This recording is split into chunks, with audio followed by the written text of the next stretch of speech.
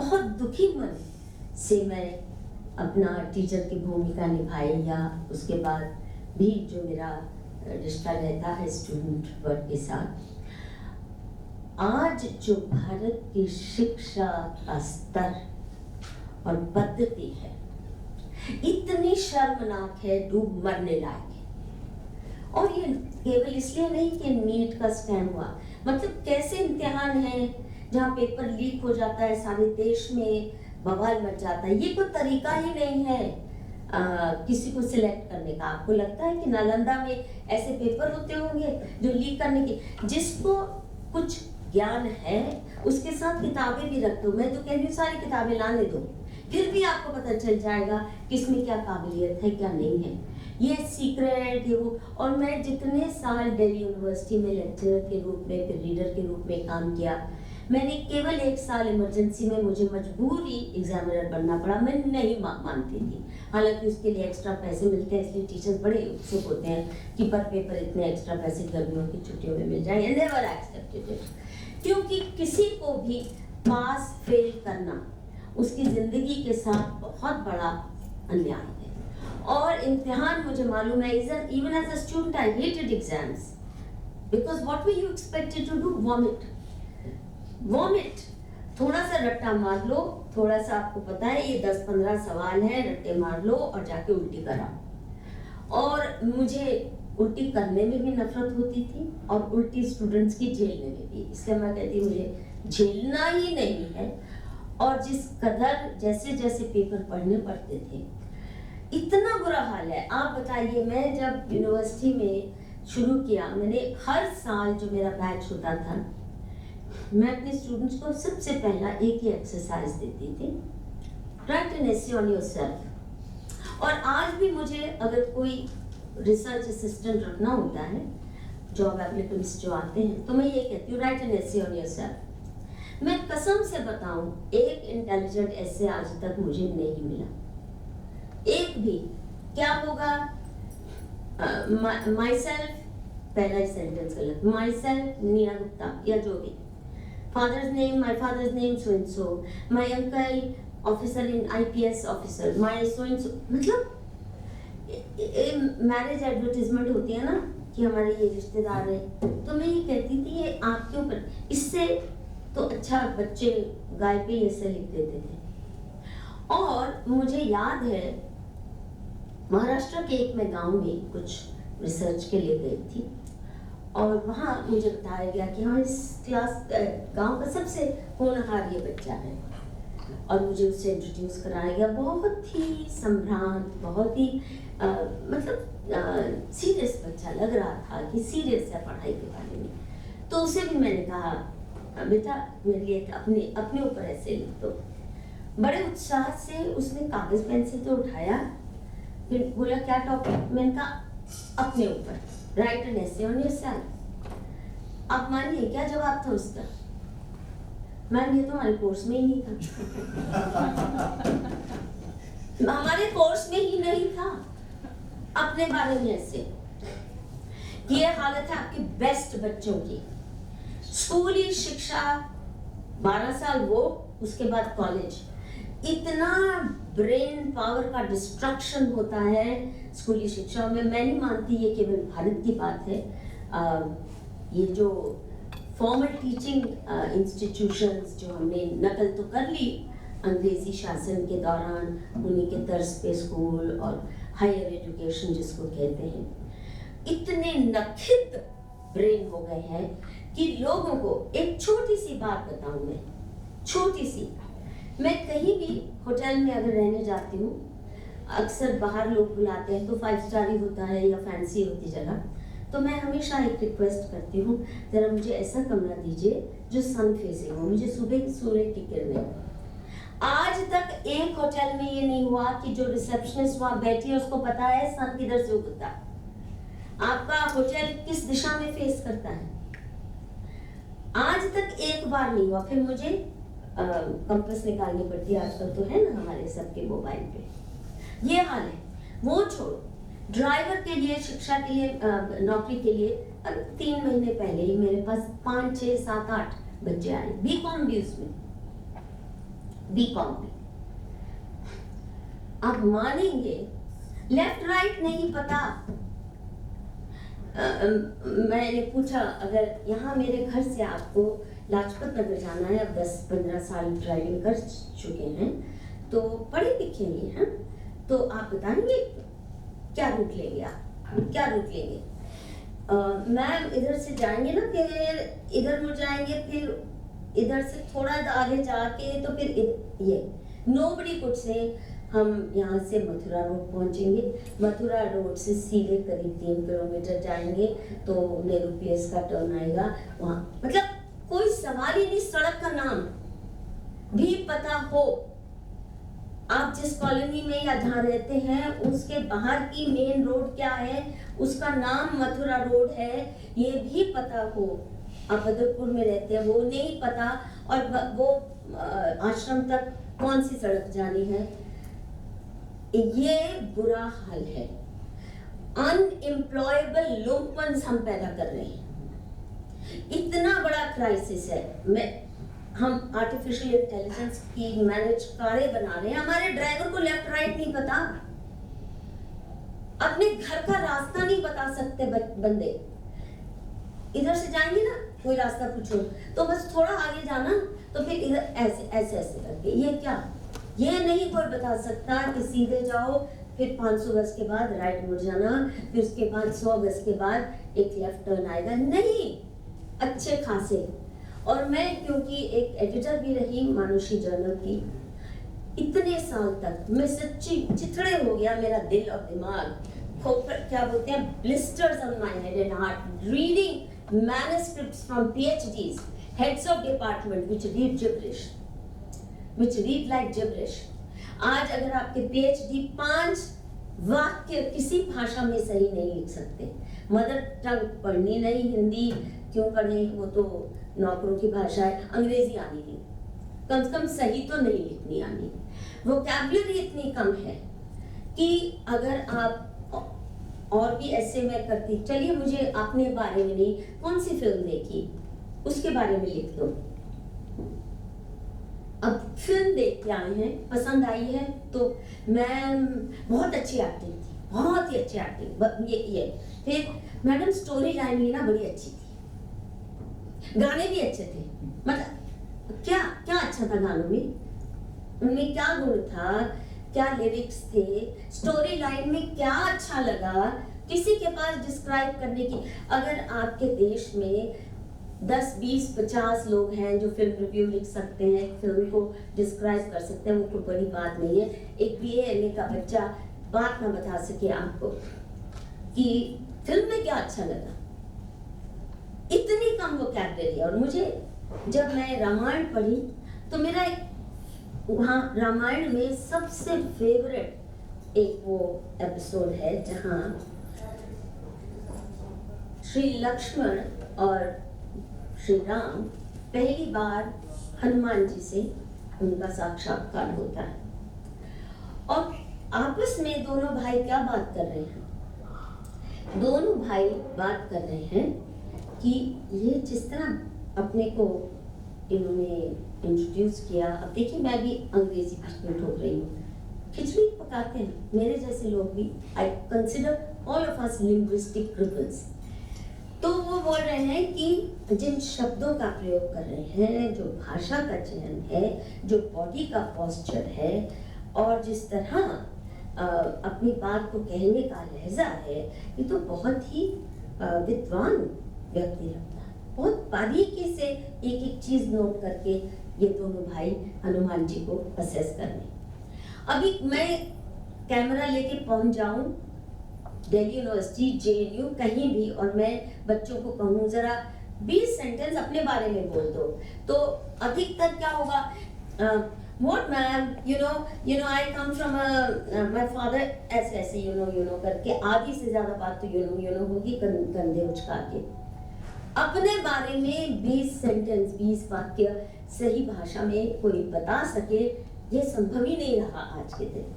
बहुत कम लोग हैं जो करते हैं, शशि थरूर जैसे, जिनको भाषा का ज्ञान है, बट उसके लिए it's world wordplay, not really. Language is not a matter of communication. The point that I'm trying to make is this. Nalanda का उद्घाटन तो कर लिया, पर वो एक जेएनयू का घटिया वर्जन नाम बन के निकले तो मेरा नाम मधुकेश्वर है। हमारे में वो हैसियत औकात इंटेलेक्चुअल रही नहीं है कि हम नालंदा था क्या उसकी समझ भी हो। और यदि सीरियस होती कोई भी सरकार तो सबसे पहले क्या करती? आप जब कहते हैं, दिल रोता है सोच के 10 मिलियन आप कहते हैं मैन्युस्क्रिप्ट्स थे, 9 मिलियन 10 मिलियन जितने भी थे, यानी लाखों करोड़ों की संख्या में उस वक्त हस्तलिखित इतने मैन्युस्क्रिप्ट्स थे एक यूनिवर्सिटी में। और भारत में एक यूनिवर्सिटी नहीं थी, तब तक यूरोप में तो पढ़ना लिखना भी नहीं सीखा था, उनके कोई उस समय के कोई ऑथर ही नहीं है। 14, 15, 16 सेंचुरी में इंग्लिश लिटरेचर की शुरुआत होती है चौसर वगैरह से, and they are baby stuff in comparison जो हमारे ग्रंथ महाग्रंथ लिख के जा चुके थे।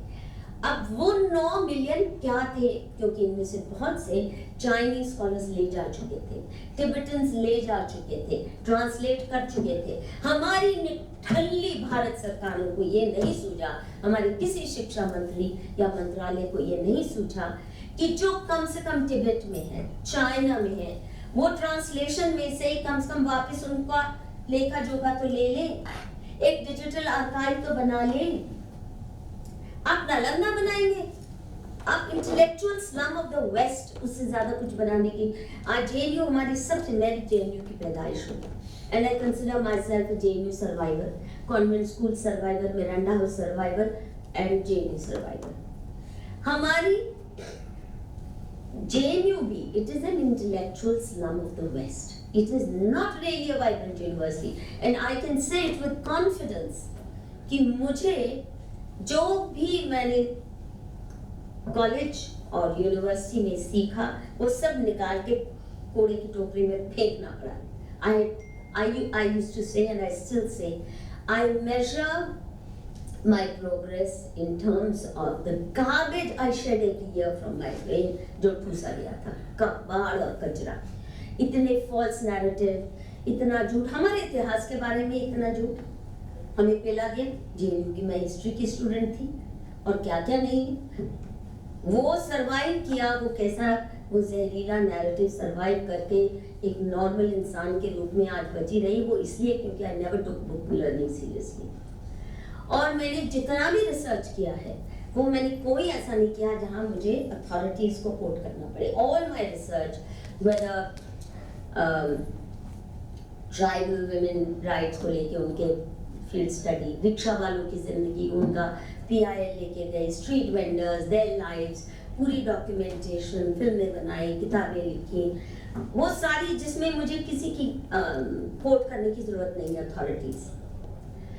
It's always been या दंगों की first hand information, communal conflict कैसे होते हैं, या इतिहास का भी जो काम किया। I always chose fields जहाँ मुझे रोमिला थापर या फलाना ढिमका की अथॉरिटी लेनी ना पड़े, ना राइट ना लेफ्ट ना कुछ। जो भी मैंने काम किया वो मैंने बुकिश ज्ञान से हटकर कोशिश की कि आँख से पहले देखूं, ध्यान से सुनूं, और मानुषी की भी जो हमने शुरुआत की उसका मकसद ये था कि इस देश को समझें, इस देश के लोगों के अनुभवों और उनकी निगाहों के माध्यम से, उनकी बात सुन के उनकी परिस्थिति क्या है, ना कि हम ऐसे ही कसीदे पढ़ते रहें उनको क्या चाहिए, उनकी क्या ज़रूरत है, कैसी शिक्षा चाहिए।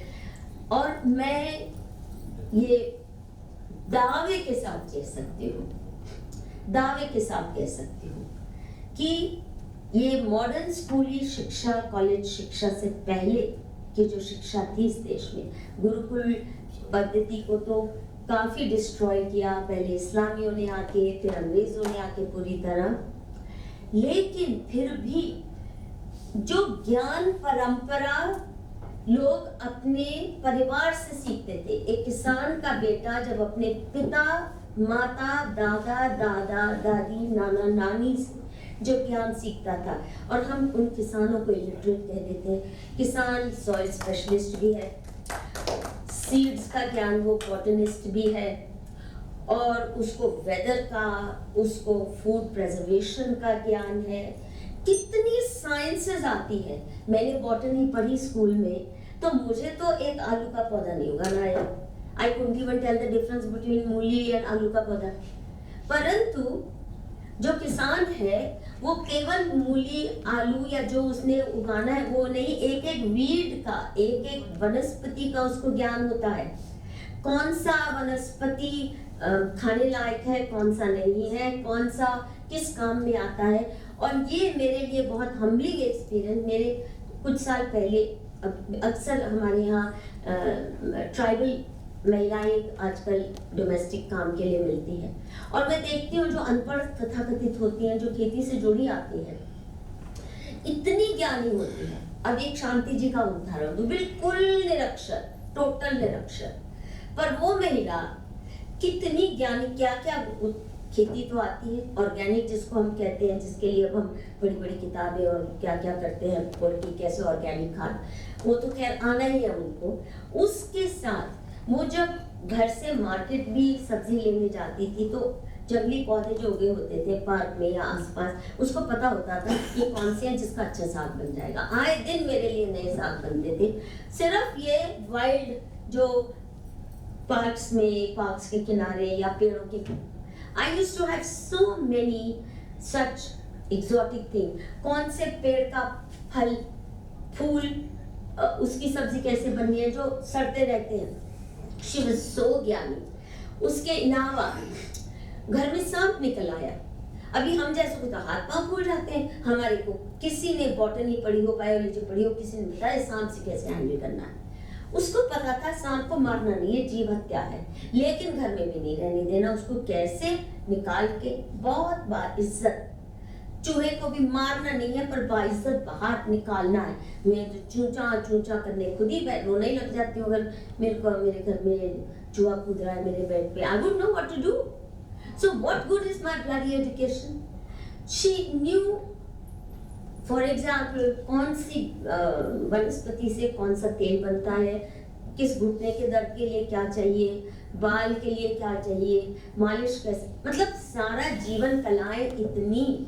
और जब वो गई गांव में यहाँ से बीमार होके, तो हाँ अब कैसे कमा रही है, she is a great Potter. इतने सुंदर वो मिट्टी के बर्तन बना रही है, वो भी बिल्कुल इलिटरेट। फिर उसको ये भी मालूम है गाय पालन कैसे करना है, मुर्गी पालन कैसे करना है, बकरी पालन क्या नहीं आता, और हमने इनको इलिटरेट कह दिया और हम ज्ञानी बन गए। और हमारे जो एग्रीकल्चरल यूनिवर्सिटी के भी बच्चे हैं जिनको वाकई इसी किस्म से, एक वीवर का बच्चा जिसको हमने अज्ञानी कह दिया। भारत की ज्ञान परंपराओं से जो उपजे प्रोडक्ट से कब तक भारत महान कहा जाता था, तब तक कोई ये स्कूल नहीं, गुरुकुल परंपरा थी। और अधिकतर बच्चे अपने पिता से अपना कुल का ज्ञान लेते थे, तो वो पीढ़ी दर पीढ़ी ये जो बनारसी साड़ी, इक्कट की साड़ी, कांजीवरम के, these are pieces of art, they are not just fabrics. Tell me another place in the world, another society in the world, जहाँ हर रीजन ने ऐसी गजब की कलाकारी कपड़ों के रूप में, आभूषणों के रूप में। कौन सा देश है जहाँ गरीब से गरीब गांव की महिला, धोबन, ये वो, जो उसके हर अंग की ज्वेलरी का काम, उसके गांव का सुनार या चांदी का गहने बनाने वाला, इट्स अ ग्रेट कला। हमने उनको अनपढ़ मान लिया, ये जो मेटल वर्कर्स थे।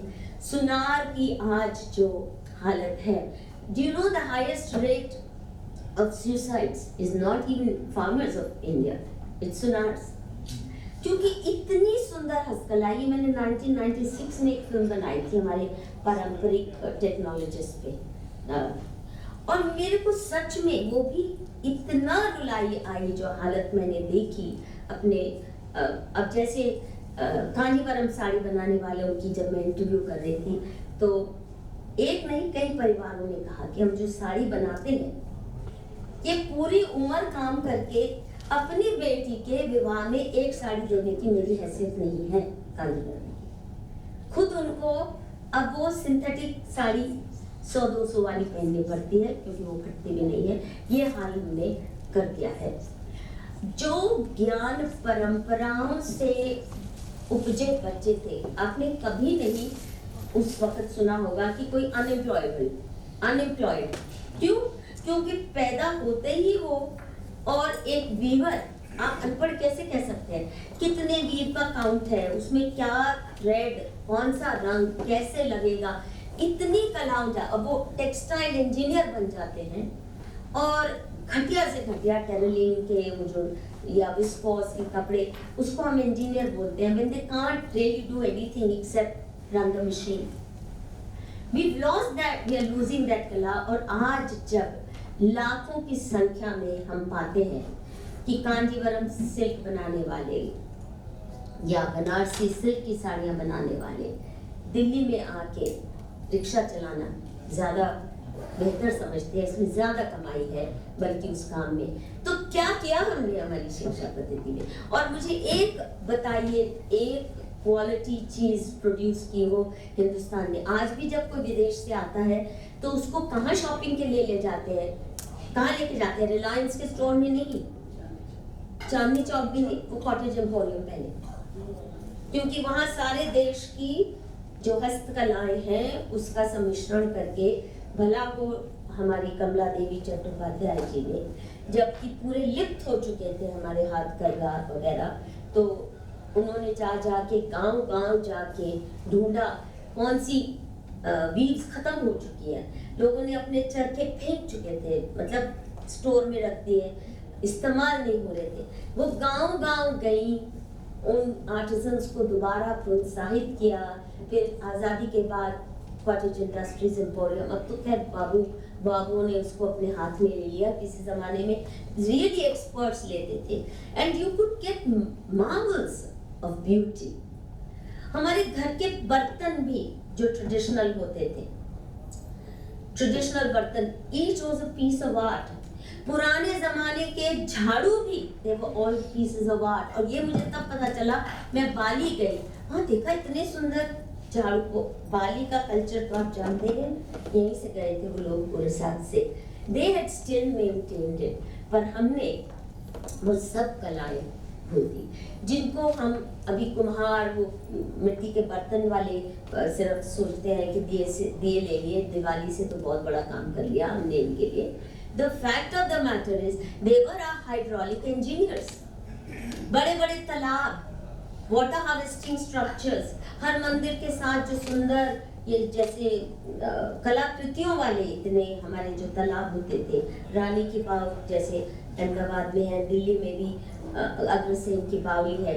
ये सारे हमारे पारंपरिक ज्ञान की धरोहर सजो के जो कास्ट बैठी थी, जो जातियां, हमने कास्ट सिस्टम, क्योंकि मिशनरीज को हमारी जाति व्यवस्था से परहेज था।